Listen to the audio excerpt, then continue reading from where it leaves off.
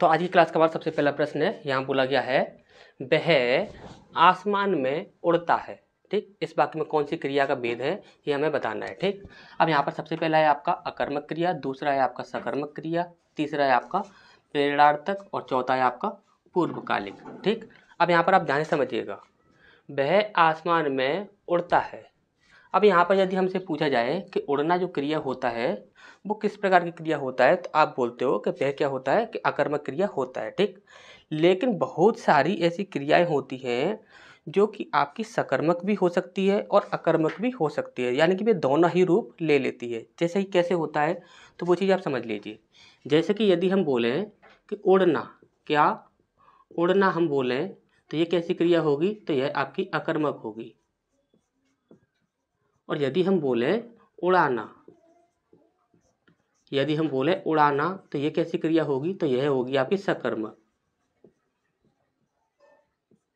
अब यहाँ पर आप ध्यान से समझिए। सबसे पहले आप ये जान लीजिए कि सकर्मक और अकर्मक की पहचान यदि आपको करनी हो तो उसका सटीक तरीका क्या होता है। ठीक, तो देखिए, जैसे कि आपने प्रश्न भी देखे होंगे, काफ़ी सारे ऐसे प्रश्न पूछे जाते हैं, आपसे पूछा जाता है यदि कार्य का फल कर्ता पर पड़ता है तो वहाँ कौन सी क्रिया होती है, तो आप बोलते हो यदि कर्ता पर पड़ता है तो वह आपकी अकर्मक क्रिया होती है।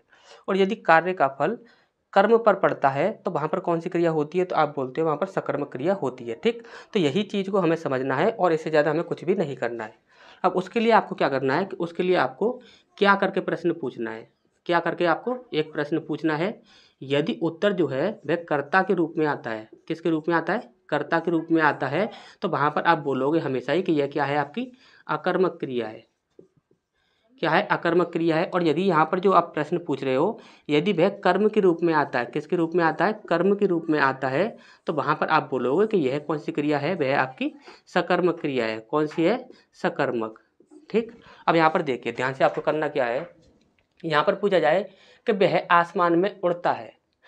उड़ता है, हमने पूछा क्या उड़ता है, तो आपने बोला कि वह उड़ता है। ठीक, अब वह इस वाक्य में यदि बोला जाए कि वह इस वाक्य में क्या है, तो आप बोलोगे कि वह क्या है, सब्जेक्ट है, यानी कि करता है। तो यहाँ पर क्या हो जाएगा, आपका अकर्मक क्रिया हो जाएगा। यदि इसी प्रकार से यदि एक वाक्य और बनाया जाए कि राम, जैसे कि हम बोल रहे हैं कि राम पतंग उड़ाता है, हमने बोला राम पतंग उड़ाता है और हमने पूछा क्या उड़ाता है, तो आप यहाँ पर राम नहीं बोलोगे, यहाँ पर क्या बोलोगे, पतंग उड़ाता है। हमने पूछा क्या उड़ाता है, तो आपने क्या जवाब दिया, पतंग बोला। और पतंग क्या है यहाँ पर, पतंग यहाँ पर ऑब्जेक्ट है, यानी कर्म है।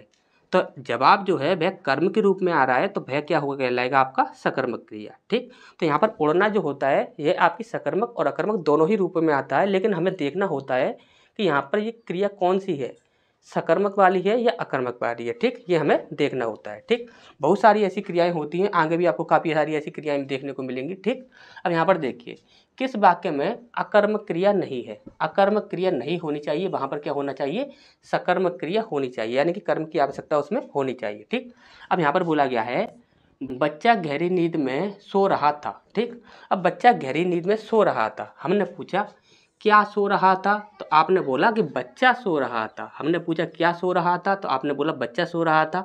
और बच्चा क्या है, सब्जेक्ट है, बच्चा क्या है, सब्जेक्ट है, तो ये क्या हो जाएगा आपका अकर्मक क्रिया। ठीक, तो इसे यहाँ पर कैंसिल कर देंगे। इसके बाद नेक्स्ट है आपका दो छात्र बातें करते हुए जोर जोर से हंस रहे थे। हमने पूछा क्या हंस रहे थे, हमने पूछा क्या हंस रहे थे, तो आपने बोला दो छात्र हंस रहे थे। हमने पूछा क्या हंस रहे थे, तो आपने बोला दो छात्र हंस रहे थे। और दो छात्र यहाँ पर इस वाक्य में क्या है, सब्जेक्ट है, तो ये क्या हो जाएगा आपका अकर्मक क्रिया। तो इसे हम यहाँ पर कैंसिल कर देते हैं। यहाँ पर बोला गया है मजदूर छाया में सुस्ता रहा था, मजदूर छाया में सुस्ता रहा था। हमने पूछा क्या सुस्ता रहा था, हमने पूछा क्या सुस्ता रहा था, तो आपने बोला मजदूर सुस्ता रहा था। क्या सुस्ता रहा था, तो मजदूर सुस्ता रहा था। और मजदूर क्या है, इस वाक्य में सब्जेक्ट है, तो यहाँ पर क्या हो जाएगा आपका अकर्मक क्रिया। ठीक, इसका नेक्स्ट देखते हैं, तो यही हमारा सही आंसर होगा क्योंकि यही आपका बचा हुआ है।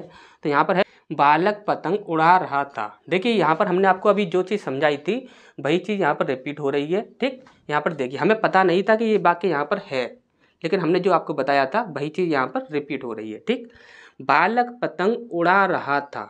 अब हमने यहाँ पर यदि ये पूछा कि क्या उड़ा रहा था, हमने पूछा क्या उड़ा रहा था, तो आपका जवाब क्या आया, पतंग उड़ा रहा था। और पतंग क्या है, ऑब्जेक्ट है।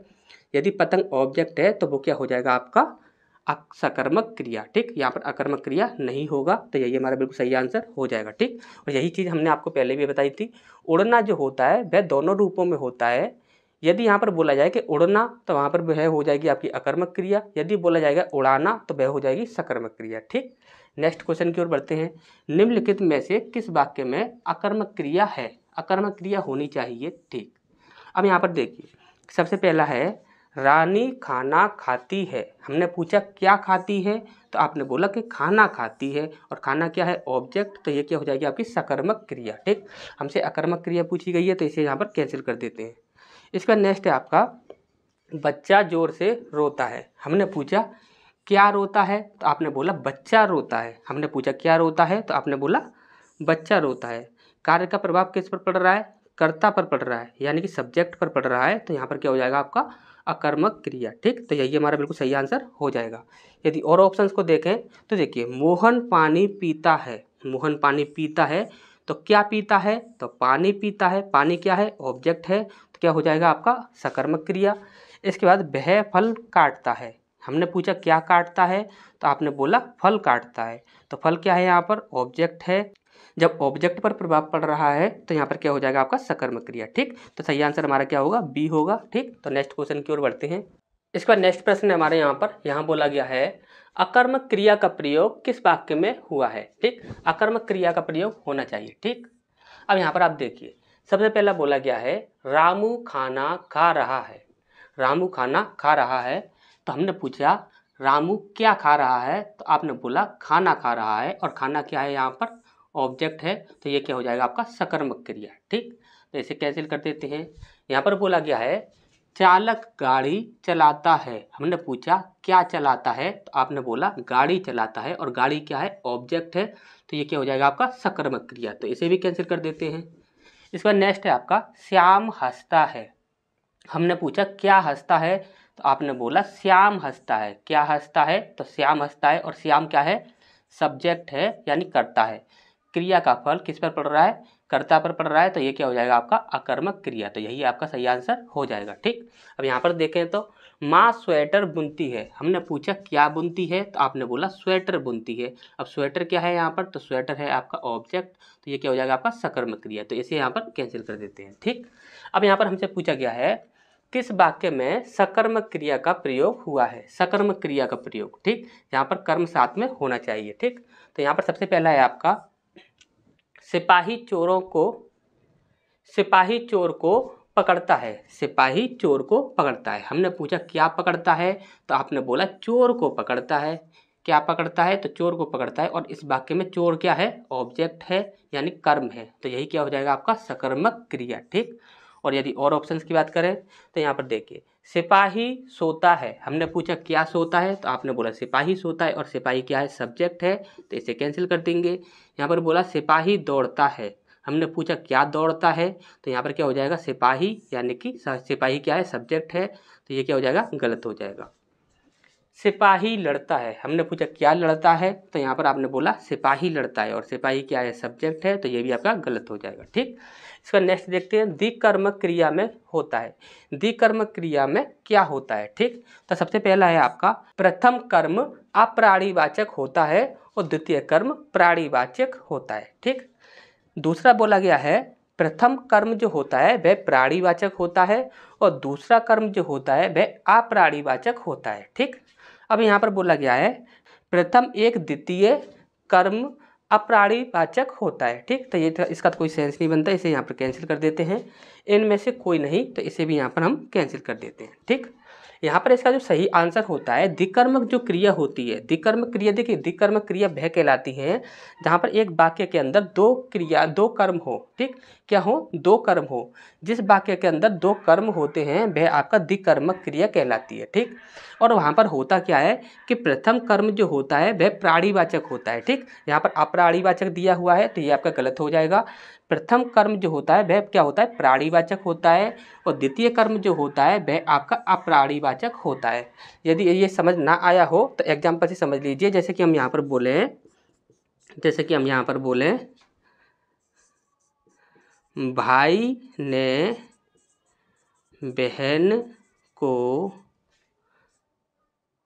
10 रुपये दिए। ठीक, भाई ने बहन को 10 रुपये दिए। अब यहाँ पर आप देखिए, भाई यहाँ पर सब्जेक्ट है, बहन यहाँ पर ऑब्जेक्ट है, ये आपका कारक चिन्ह हो जाएगा, ये भी आपका कारक चिन्ह हो जाएगा, ये आपका ऑब्जेक्ट हो गया।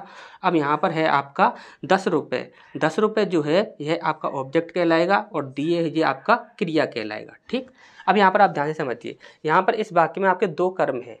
अब पहले कर्म की बात की जाए तो पहला कर्म क्या है, यहाँ पर सजीव है। क्या है, सजीव है, प्राणीवाचक है, तो ये क्या हो जाएगा, पहला कर्म। अब दूसरे कर्म की बात करें तो वह निर्जीव होना चाहिए, यानी कि अप्राणीवाचक होना चाहिए। तो 10 रुपये जो है वह क्या है, निर्जीव है। ठीक, तो अच्छे से समझ आ गया होगा। तो इस प्रकार से दो कर्म जहाँ पर होते हैं और पहला आपका प्राणीवाचक हो और दूसरा आपका अप्राणीवाचक हो, तो वही आपका क्या होता है, आपका द्विकर्मक क्रिया। ठीक, तो यहाँ पर ये आपका बिल्कुल सही हो जाएगा। कहाँ पर गया, प्राणीवाचक और अप्राणीवाचक। ठीक, तो बी ऑप्शन आपका बिल्कुल सही हो जाएगा। ठीक, तो नेक्स्ट क्वेश्चन की ओर बढ़ते हैं। इसका नेक्स्ट प्रश्न हमारे यहाँ बोला गया है, मैं अपना सिर खुजलाता हूँ। इस वाक्य में कौन सी क्रिया है। ठीक, तो यहाँ पर सबसे पहला है आपका अकर्मक क्रिया, दूसरा है आपका सकर्मक और अकर्मक दोनों। इसके बाद बोला गया है सकर्मक क्रिया है, इसके बाद बोला गया है सकर्मक और अकर्मक दोनों नहीं। ठीक, जब देखिए कभी भी कोई भी एक क्रिया दी गई है, सिर्फ एक क्रिया दी गई है और उसका सिर्फ एक रूप है, तो वहाँ पर वह कभी भी सकर्मक और अकर्मक दोनों नहीं हो सकती। यदि दो वाक्य दिए गए हों तो वह सकर्मक और अकर्मक दोनों रूपों में हो सकती है। जैसे कि हमने आपको पहले अभी थोड़ी देर पहले ही बताया था कि एक क्रिया सकर्मक और अकर्मक दोनों रूपों में हो सकती है, लेकिन यहाँ पर सिर्फ और एक ही क्रिया है, क्रिया का सिर्फ एक ही रूप है, तो यहाँ पर वह सकर्मक और अकर्मक एक साथ दोनों रूपों में कभी भी नहीं हो सकती है। ठीक, और यहाँ पर नहीं है तो ये भी आपका गलत हो जाएगा। अब बचता है हमारा सकर्मक और अकर्मक।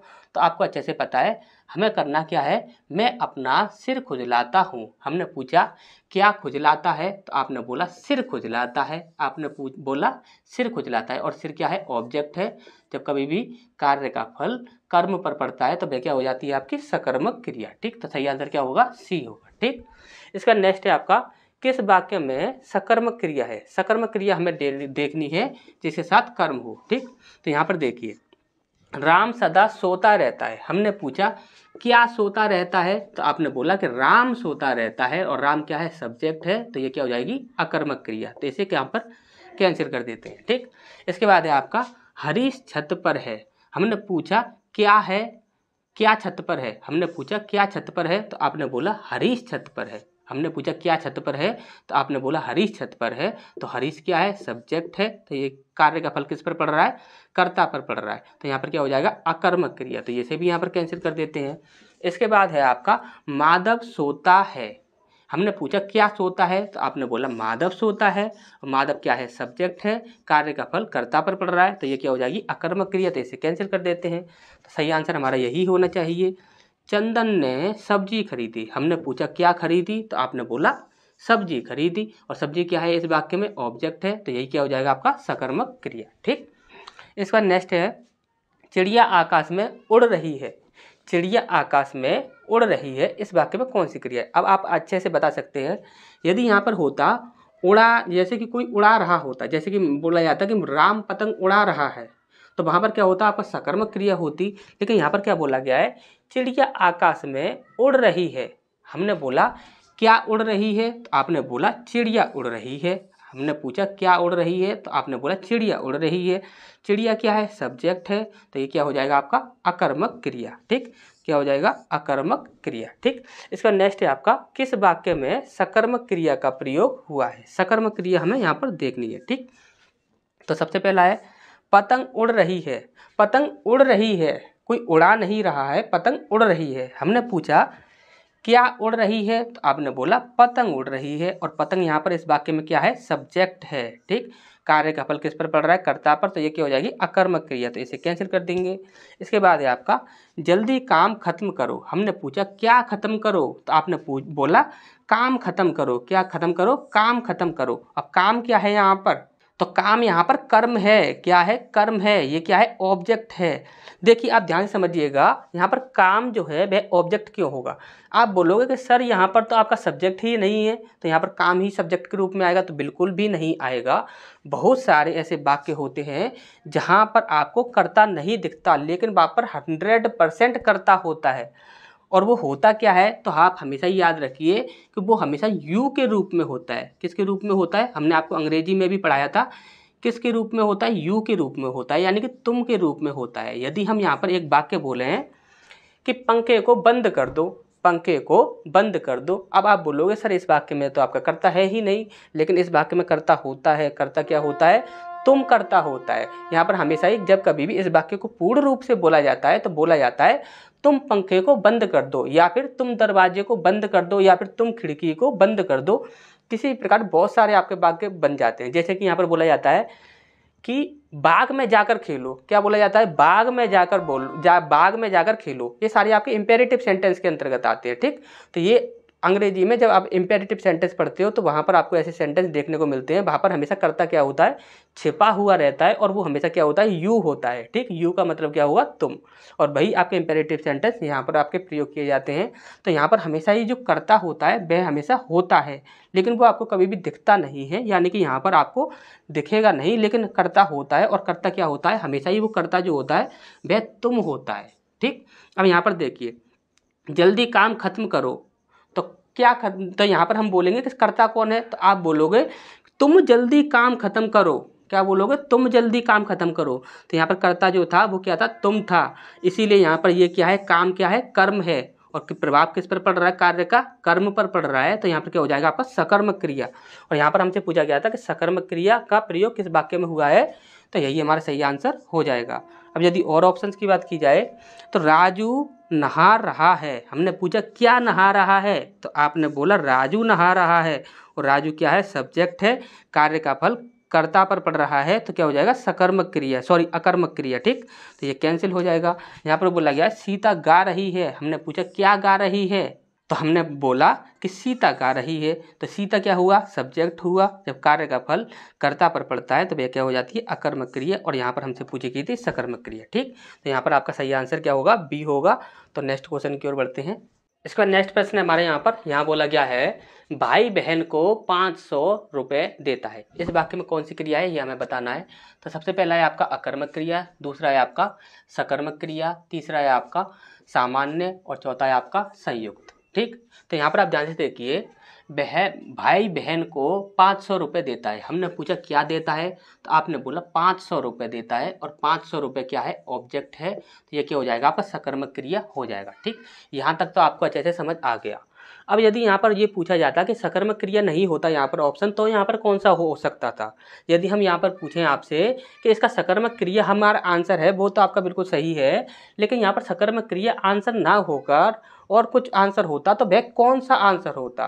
तो हमेशा ही आपको क्या बोलना था कि वहाँ पर क्या होगा, आपका दिकर्मक क्या हो जाता, दिकर्मक। और दिकर्मक के में क्या होता है कि पहली जो क्रिया होती है वह क्या होती है आपकी सजीव यानी कि प्राणीवाचक, और दूसरी क्या होती है आपकी निर्जीव, क्या होती है, निर्जीव यानी कि अप्राणीवाचक। हमने आपको अभी बताया था। अब यहाँ पर आप देखिए, भाई बहन को 500 रुपये देता है।